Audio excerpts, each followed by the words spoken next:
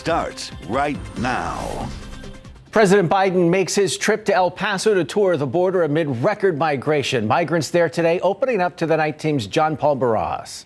And treasured World War II rifles stolen from a local VFW hall in what the Post commander calls a quick and professional theft. Plus, the search is on tonight for a suspect after a man was shot in the torso over on the northeast side.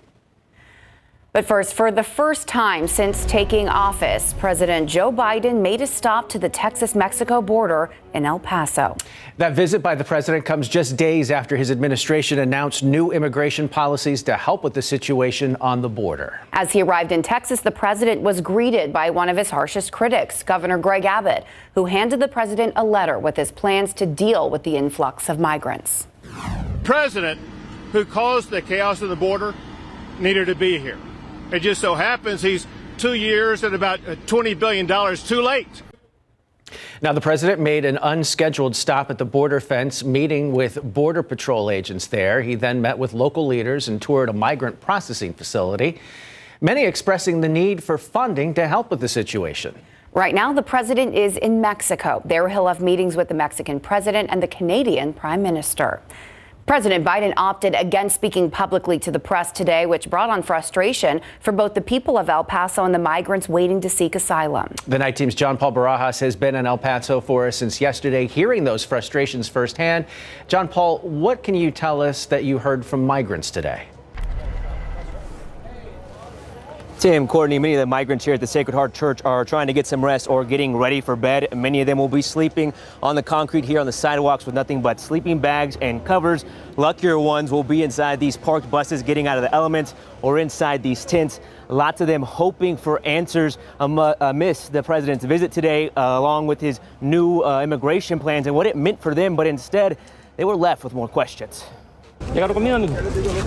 Gracias. Hoy estábamos como que, oh, sí. Today we're like, yes, they're going to give us permission to work. But what I've heard is he didn't say anything, is what Noengris Garcia told us. She's 8 months pregnant and made the trip from Venezuela with her husband, teenage son, and dog. Es que ahorita viene de Venezuela. They arrived New Year's Eve. Yo sabía que el viaje era duro, pero... She explained, I knew the journey was hard, but I didn't know how hard it was. It was harder than what I thought. Adding sleeping on the street isn't easy, but it's better than being back home. Se no mejoré. Going on to say, we came hopeful that this was going to give us a better quality of life. She came with the same American dream like many of the other migrants, including Victor Xavier, who was only 9 and made the trek with his mom and younger sister. Pasamos la selva. He told us we passed through the jungle and people got robbed. Me siento mal. I feel bad. His mom didn't feel like talking on camera as she came to terms that she might be expelled under the Biden administration's new immigration plan. But Victor still has eyes set on making it from Texas to New York. Que mi mamá trabaje bastante. Saying that my mom works a lot and she buys me a house. Mom, who's expecting her second soon, Noengris Garcia, says she doesn't have the strength to go back. Si me voy, no sé. Si me quedo, tampoco, no sé. If I leave, I don't know. And if I stay, I don't know. So we don't know what to do. Now, a handful of people, including the executive director for the Border Network for Human Rights here in El Paso, did tell us that Border Patrol ramped up apprehension just days before the president's arrival. Governor Greg Abbott also made comment about that today during his visit. We have reached out to Customs and Border Protection about that, but have yet to hear back.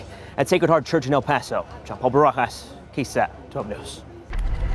Great coverage, John Paul. Thank you so much. Back here at home, a man's in critical condition tonight following a northeast side shooting. The shooting happened just after 5 p.m. on Lane near the intersection of Thousand Oaks Drive and Perrin Vital. When San Antonio police got there, they found a victim with a gunshot wound to the torso. He was taken to the hospital by ambulance. Police are still looking for the suspect, but say this was an isolated shooting. New information tonight. We now know the name of a man who was killed at an apartment complex over on the northwest side on Friday night. He has been identified as 28-year-old Octavian Hoskins. That's according to the medical examiner's office. That shooting happened on Friday at an apartment complex on Medical Drive, not far from Wurzbach and Babcock Roads. When San Antonio police arrived there, they found Hoskins and another man shot outside. Hoskins died at the scene. The other man rushed to the hospital. Police say they were shot during an attempted robbery. Also tonight, we have the name of a man killed in a stabbing on the east side. He's identified as Roy Mauricio, according to the Bexar County Medical Examiner's Office. The stabbing happened on North Pine Street on Friday. San Antonio police say it was related to a fight between a group of 4 people. During that scuffle, Mauricio was stabbed. He was taken to a nearby gas station on North New Braunfels, where he died. Police have not found that suspect involved yet. SAPD needs your help locating a 13-year-old girl who hasn't been in contact with her family for 3 days now. Jocelyn Maldonado, last seen in the 200 block of Stark Street, not far from Nogalitos and South Flores. She's described as 4 feet 11 with shoulder-length wavy hair and pierced ears. She was last seen wearing a navy blue jacket and black pants. She does have a medical condition. Anyone with information on her whereabouts asked to call the SAPD Missing Persons Unit. That number there on your screen, 210-207-7660. New on the Nightbeat, this empty spot used to be a holding place for some special rifles, and now they're gone, according to members of a local VFW post. Those special rifles are sometimes used in the 3-volley salute, which is a special ceremony performed at veterans' funerals. The VFW commander tells the night team's Camila Juarez they were stolen Saturday morning, and now they're trying to clean up the damage and reclaim those rifles before an upcoming funeral. Just after 5 in the morning on Saturday, 2 men wearing caps, masks, used tools to break open a steel door at the VFW post 8397, located in the 2500 block of West South Cross. And that's according to the commander at the post. The men smashed the security system and pushed the safe off its bolts. Inside the safe was 10 World War II era M1 rifles used for the 3-volley salute. It took us a long time to get the rifles. First of all, it took us even longer to get the ammunition. Now the rifles are gone. Commander Chris Vieira, who caught these images through a security camera, says they took off with the safe in less than 10 minutes. They were very professional. There were no amateurs, nothing that you would see in everyday people. Vieira says he feels violated. VFW Post 8397 is a community space for over 100 veterans and provides groceries to 250 families in the neighborhood. We want the veterans to come in here and have a place where it's their own. They come in here to relax. Now, it's scary that we thought we were so secure. While fixing the damage will be expensive, Vieira says fallen veterans' families will lose the most. All of this has been taken away from them. We have a funeral in 10 days, but we have no tools in which to provide those honors and closure for the family who has lost their veteran. Vieira says that he has filed a police report, and we have requested a copy of that police report. If you have any information about the people responsible, you can call San Antonio Police. Camila Juarez, KSAT 12 News. A family home destroyed by fire this afternoon in Converse. That fire started just before 3 in the 8900 block of Twin Creek Farm. Several fire agencies responding to that call. Everyone made it out of the house safely. A neighbor says she saw the flames spread quickly, then jumped to the house next door. She says seeing the destruction left behind is a scary reality and has her family taking extra precautions. Kind of terrified. I got my family thinking we better check our house for, like the fire detectors. Converse firefighters say 2 other homes near that fire were also damaged. The Red Cross tonight assisting the family that lost their home. Well, what a nice way to end the weekend. We have temperatures pleasant in the 70s around San Antonio, low humidity, and even a really nice sunset to boot as we closed out the weekend. Beautiful view there across downtown San Antonio with live cam. Clear skies and temperatures are starting to drop already in the low 50s. All right, today we got up to 71 in San Antonio, 76 in Hondo, 76 in Del Rio, and it was nearly 80 degrees in Cotulla. Coming up in the forecast, we're going to talk about a few things. First of all, we'll talk about tomorrow. Clouds are going to move in overnight, allowing for slightly cooler weather tomorrow. But then a midweek cold front will knock our temperatures down to more seasonable for the end of the week. We'll be talking about this and rainfall potential this week. And of course, I've got some pictures of the sunset tonight from you, our viewers, coming up in just a bit. Still ahead on the Nightbeat, it has been almost 1 week since Buffalo Bills safety Damar Hamlin suffered an on-field cardiac arrest. See how things are looking up for him as players all over the NFL today honor him. And surviving a mass shooting is a challenge for anyone at any age, but it's even more so when the victims are not only your fellow classmates, but also a family member. A Robb Elementary survivor is sharing his story of survivor's guilt. And we're taking you back to this viral traffic stop of a U.S. Army lieutenant as his lawsuit finally hits the docket. How its outcome could determine possible changes to federal law. An Army lieutenant's federal lawsuit over a traffic stop from back in 2020 is finally heading to the courtroom. The video of the traffic stop involving Caron Narazio got millions of views on social media when it happened. ABC's Elwin Lopez reminds us of the case the plaintiff hopes will highlight the fears of mistreatment among black drivers. Get out of the car now! What's going on? What's going on is you're fixing to ride the lightning, son. This morning, the Virginia traffic stop that drew nationwide attention just 1 day away from trial. Get out! Please relax. Get out of the car right now! Second Lieutenant Caron Nazario filed a civil federal lawsuit against officers for this 2020 incident. Why am I being treated like this? When two police officers were shown drawing their guns and pepper spraying him after he did not exit the vehicle. I didn't do anything. Whoa, hold on. What's going on? Hold on. Police say they pulled him over for not having a visible rear license plate. Here, you can see he had a temporary one taped to the back of his SUV. Nazario's suit says he was assaulted, falsely imprisoned, and had his car illegally searched. I'm honestly afraid to get out. Can I ask you what's going on? What we're going to see at trial is the defense is going to put forth the training, that fact that he did not exit the vehicle. The Windsor police announced back in 2021 that they had fired Joe Gutierrez, one of the officers involved, for not following department policy during the incident. In a court filing, the officers denied the allegations against them. And in response to one of the allegations, Officer Crocker's legal team said in the filing that contact with Nazario was, quote, within justifiable bounds in performance of his duties as a law enforcement officer. Elwin Lopez, ABC News, Atlanta. Lieutenant Nazario was not charged during that traffic stop back in 2020. In the police report, one of the officers writing that the lieutenant was evading police when he didn't stop right away. Nazario instead stating he wanted to pull over in a well-lit area. Again, that trial starts tomorrow morning. Let's talk about the weather. We had some beautiful sunsets tonight. So gorgeous. Gorgeous sunset. I asked for people to send in pictures to the KSAT Connect app. You guys delivered. Take a look at some of these pictures. This is from Skywatcher, those beautiful cirrus clouds creating cotton candy skies. Although look at his comment there. It's a mountain cedar sunset. Achoo. I feel like I can relate to that. And then I love this one out in Woodlawn Lake by Taylor McClellan. Gorgeous way to end the weekend there. Nice cirrus clouds moving in from the west. That's what gave us that beautiful sunset. We've got mostly clear skies right now, but overnight we'll be seeing increasing clouds. The high temperature today was 71.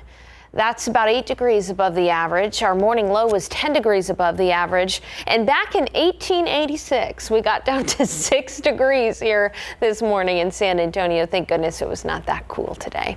As we take a look at satellite, again, you can see that the clouds are starting to increase from the west. It's 55 degrees in San Antonio, 44 in Kerrville, 54 in Spofford, 57 in Creases Springs, and 56 in Pleasanton. Closer view around the Alamo City, 50 in New Braunfels this evening.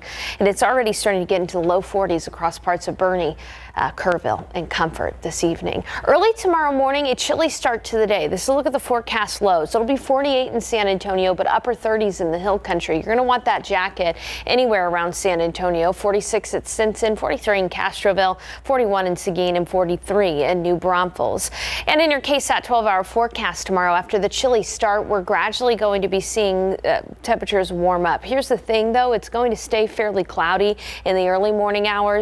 You'll need the jacket through about lunch, and then in the afternoon, that's when temperatures will start to warm up to the upper 60s with a little bit more sunshine. Winds tomorrow will be from the east or light and variable at about 5 miles per hour. So it's going to be a fairly calm day tomorrow with relatively low humidity and a pleasant afternoon. 71 in Uvalde, 71 in Sabinal. It'll be 71 in Bandera, 69 in New Braunfels, 68 in Seguin, and 68 in Bulverde. All right, let's talk a little bit about our weather setup. There's that front that moved through last last night. It brought some good rain to ranchland southeast of San Antonio. In its wake, we've seen a high pressure system settle over. That's why it was nice and pleasant today with plenty of sunshine. It is a different story out in California and across the Bay Area. They're dealing with a lot of rain. Over the next 7 days, 7 to 10 inches of rain is possible for San Francisco all the way out to Fresno, Monterey. It's going to be a potential flooding events there for most of California throughout the week ahead. Totally different story for us in San Antonio. Look at the rainfall potential in the week ahead. A big old hole over most of Texas. It is going to be dry. We're going to be not able to squeeze out any of that moisture in the atmosphere. It's just not looking good for rainfall for us. But again, at least the weather will be pleasant. Tomorrow, 68 degrees. The only thing to be watching out for is by about Tuesday night, Wednesday, it'll start to be humid. Tuesday itself, mid-70s for the high temperature. And by Wednesday, with Gulf of Mexico moisture increasing, it'll be warm and humid. High temperature and right near 80 degrees. Warm and humid on Wednesday. But before it stays warm and humid, we expect a cold front to arrive on Thursday. It's not great news for San Antonio when it comes to rain. Once again, the center of the system is going to be too far north, closer to Oklahoma, closer to the Red River. That's where most of that rain is going to be from this system. We're going to be on the tail end of that. Maybe our eastern counties getting an isolated shower on Thursday morning, but in San Antonio it'll likely stay dry, but at least that front will bring pretty pleasant weather. High temperatures on Thursday will be in the mid-60s. So we go from the near 80 degrees to the mid-60s by Thursday. That's a real deal cold front. It'll be windy behind that front too.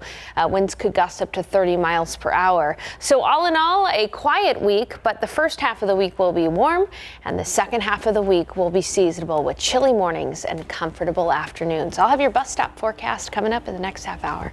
Not too shabby for January. I can't complain about that, but I'm sure I could find something to complain about.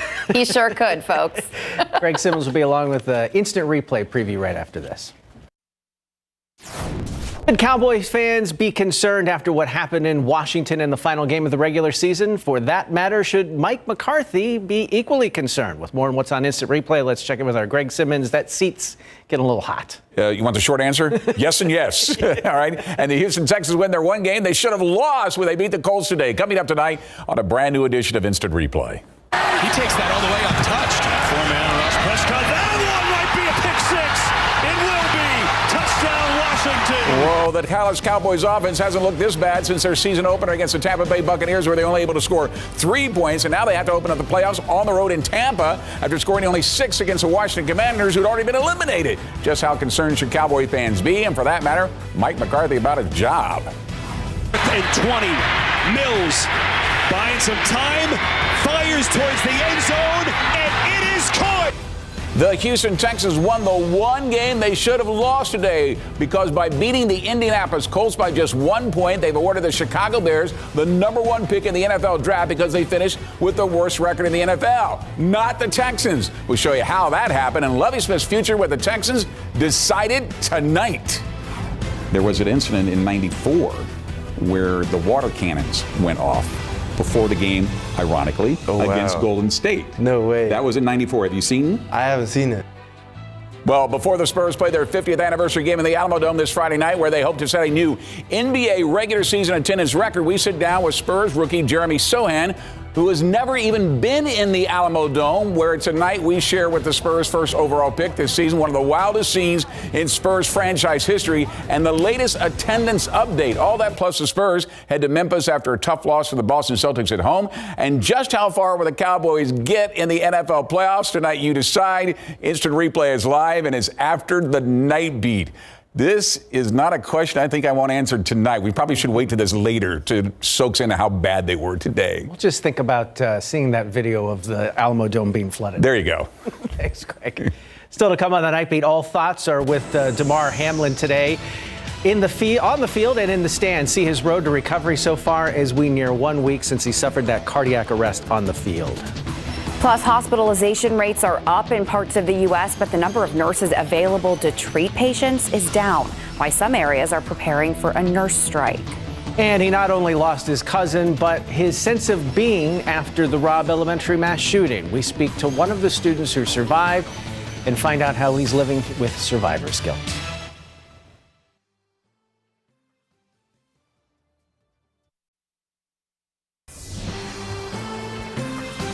Well, the beginning of the year is usually a fresh start for many people. Yeah, but when you are dealing with trauma, it can be hard to move towards that fresh start. Of course, the community of Uvalde is still healing, along with the survivors of the mass shooting of Robb Elementary. The Night Team's Lee Waldman spoke with one of those survivors who's not only dealing with the loss of a cousin, but also survivor's guilt. From shooting hoops to throwing spirals, 10-year-old Daniel Ruiz is in many ways your average kid. The Falcons won, and we were able to be on the field. But there's pain he feels that's out of sight until he puts pen to paper. I was thinking about her. Thinking of his cousin Ellie Garcia, who died at Robb Elementary in a classroom not far from his own. Says, "I'm sorry I let you down. I'm sorry I let you die." His mom, Brianna, says Daniel always looked out for Ellie. We've all tried to reassure him, that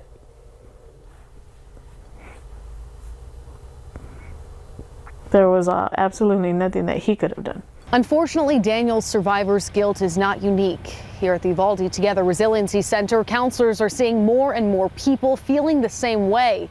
It's all too common after a mass shooting. Survivor's guilt is truly when a person has feelings of guilt because they have survived a life-threatening situation, but others did not. Fisk explains to combat these feelings, survivors should seek help, but helping others can be just as beneficial. That goes a long way in making us feel that we're fulfilled. Daniel has been doing that for his fellow survivors, creating a network of support. He says he'd like to see more of it coming from outside as well. Try to help them, give them support, talk to them. Lee Waldman, KSAT 12 News. Hospitalizations in the Northeast are rising, especially among the elderly. Doctors and nurses have already battled the flu, respiratory illnesses, and now a new subvariant of Omicron. And now a nationwide nurse strike is looming. Nearly 10,000 New York City nurses set to walk off the job tomorrow at 6 a.m. if no deal is reached. That strike would affect several private hospitals across the city, including 3 Mount Sinai campuses, with Mount Sinai already moving the most vulnerable patients like babies from their NICU. The main sticking point appears to be staffing shortages. I need to stick by my coworkers who have been here the last 3+ years, where it's been a nightmare for them to care for their patients. The staffing ratios are just insane. The issue is that we don't have enough nurses. We would obviously like to be staffed the way we need to so we can properly care for our patients. This, of course, not a New York City problem alone. Across the country, there is a shortage of nurses. In Minnesota, 15,000 nurses went on strike for 3 days back in September of last year, then averted another strike in December. To Buffalo now, a city celebrating the Bills beating the New England Patriots 35-23. But this was so much more than a simple football game. It was a coming together and a tremendous show of support for Bills safety Damar Hamlin. ABC's Kimberly Richardson shows us how Bills players, competitors, and fans on both sides all supported the player in recovery. And taking it past mid. The Buffalo Bills not holding back one bit. This is storybook. An opening kickoff return. Scoring on the opening kickoff, something quarterback Josh Allen couldn't imagine. You couldn't have scripted any better, man. Like it was pretty. That one was pretty emotional. An electrifying moment after nearly a week of emotional uncertainty. The Boyles, like so many across the country, rooting for number 3, Damar Hamlin. You know he's better. They're happy, they're pumped. Watching from his hospital bed, Damar flashing his signature heart symbol just minutes before kickoff. The Bills taking the field for the first time since a 24-year-old went into cardiac arrest during Monday night's game. Over the next few days, encouraging signs. Damar breathing on his own, doctors calling his neurological function, quote, excellent. It was just what the team needed heading into this matchup with the New England Patriots. Later in the game, Nyheim Hines did it again, a second kickoff return touchdown. The Bills walking away with the win.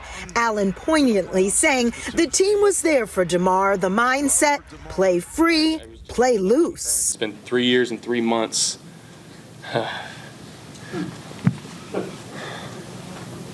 Since the last kickoff return, so it's pretty cool. While Damar's future as a professional athlete is still unclear, one thing is for sure, he has made a mark on his community larger than he could have ever imagined. Donations still pouring into his foundation. Last check, $8.4 million and counting. Kimberly Richardson, ABC News, Buffalo. Hundreds of thousands of people in the Sacramento, California area and across Northern California are dealing with power outages today. This after winds topped 60 miles per hour, causing damage in some areas. Here's some footage of the aftermath. Emergency crews responded to a multitude of calls for downed trees, blocked roadways, and toppled power lines. Some areas say winds as high as 68 miles per hour. And tonight, another weather system is already on its way there, could cause more problems. Heed the warnings coming out. If they can, stay home and make sure that everyone stays safe. It's this next storm coming through has the potential to cause a lot of mayhem, so people need to be aware. Officials urging people there to listen to the warnings because it helps keep them and first responders safe. State officials are also asking the Biden administration to declare an emergency. And part of California expected to see 7 to 10 inches of rain just in the next couple of days here. And while they're dealing with too much of a good thing, we're left needing some rain here in San Antonio. Bullseye for extreme and exceptional drought. I'll be showing you the drought monitor coming up here in a bit. But for now, let's take a look outside. It is cool evening. Temperatures are falling into the low 50s as we speak. Winds are generally calm and dew points are low. So with calm winds, relatively clear skies right now, and dry weather, it's going to be pretty chilly to start the day tomorrow. In your bus stop forecast, dropping off the kids, make sure they had the jacket. 48 degrees. In the afternoon, though, pleasant and 68 for the high temperature. I'll show you that drought monitor and we'll talk about another cold front on the way this week. I'll tell you when that cold front will arrive and how cool it'll get. Courtney. Thank you, Sarah. Well, eventually some movie will top the Avatar sequel at the box office. Will it be this weekend? Box office results are next. The idea of someone giving you money to make improvements in your home may sound like a dream, but that dream might actually become a reality for some, thanks to the government. Find out how you can participate.